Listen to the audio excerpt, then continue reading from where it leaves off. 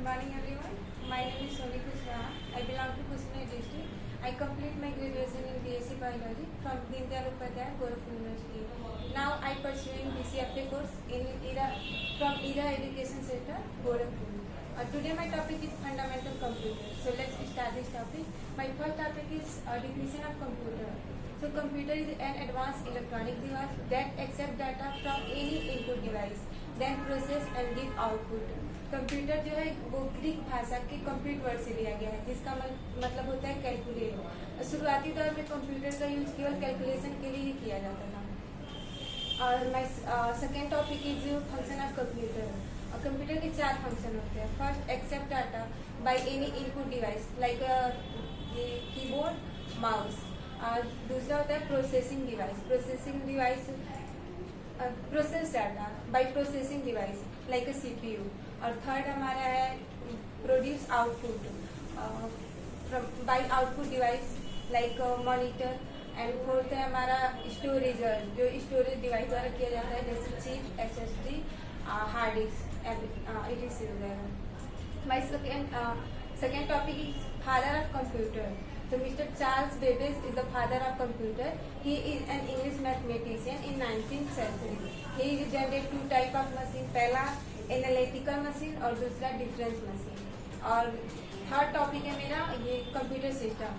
तो computer system is a combination of hardware and software. तो सबसे पहले जानेंगे हार्डवेयर क्या होता है। तो हार्डवेयर जो होता है वो कंप्यूटर का फिजिकल पार्ट होता है, जिसे हम देख सकते हैं, छू सकते हैं और जिसे हम महसूस कर सकते हैं, जैसे like keyboard, mouse, CPU, monitor, everything. और दूसरा है सॉफ्टवेयर। हार्डवेयर के जैसे 4 यूनिट होते हैं।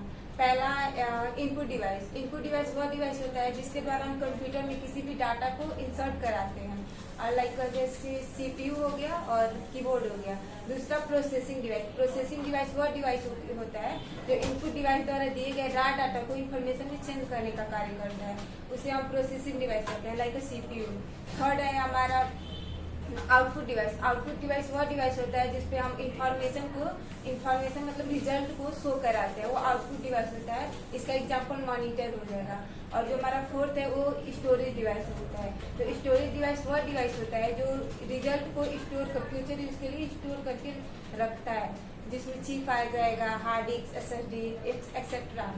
और सॉफ्टवेयर जो होता है वो डाटा और प्रोग्रामों का कलेक्शन होता है। सॉफ्टवेयर मेनली 2 टाइप का होता है, पहले सिस्टम सॉफ्टवेयर, दूसरा एप्लीकेशन सॉफ्टवेयर। सिस्टम सॉफ्टवेयर वह सॉफ्टवेयर होता है जो हमें कंप्यूटर के साथ मिलता है, जो कंप्यूटर को चलाने में एक तरह से रोक दीजिए।